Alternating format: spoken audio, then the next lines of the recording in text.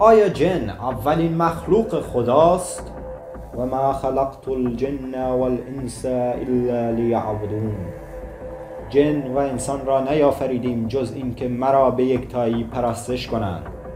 در تفسیر منهج الصادقین از تألیفات ملا فتح الله کاشانی آمده است میان خلقت جان پدر جنیان و حضرت آدم پدر آدمیان 60,000 فاصله بود.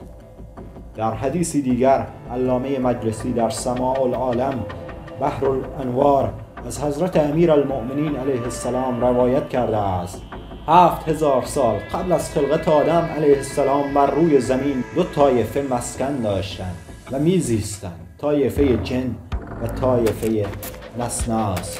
نسناس طایفه‌ای بودند که به انسان شباهت داشتند اما در زمره بنی آدم نبودند و مشخصات ظاهری آنان این بود که دارای 1 دست و 1 پا بودند و به جای دهان منقار داشتند و مانند 4 پایان میچریدند.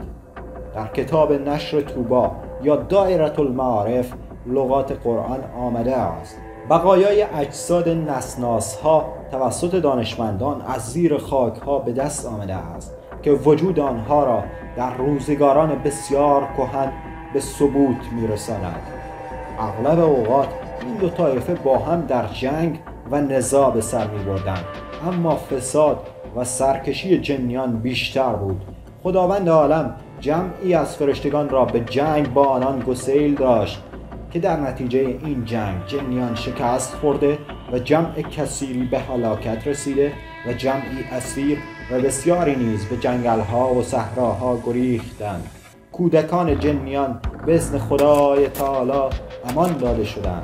در جلد اول کتاب تاریخ روضه صفا تحت عنوان جن اولین مخلوق خداست چنین آمده است که در بعضی نسخه های معتبر این خبر نقل شده است که جابر بن عبدالله انصاری که از لحاظ فضیلت و دانش نسبت به اهل مدینه امتیازی داشت، بیش از ظهور دین اسلام با اخبار یهود و علمای نصارا و امثال اینان از طوایف دیگر مسابقت میکرد و از قضایای گذشته از آنان استفسار و استخبار مینمود.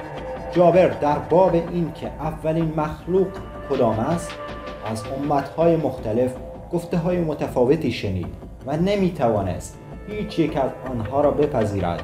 هنگامی که پیامبر اسلام به رسالت مبعوث گردید، جابر نزد آن حضرت رفت و آمد میکرد و در امور مختلف از محضر حضرت کسب فیض مینمود. به این ترتیب به مدارج بلندی ارتقا حاصل کرد. روزی جابر از رسول اکرم صلی الله علیه و آله پرسید اولین مخلوقی که خداوند خلقت در وی پوشانید چه بود؟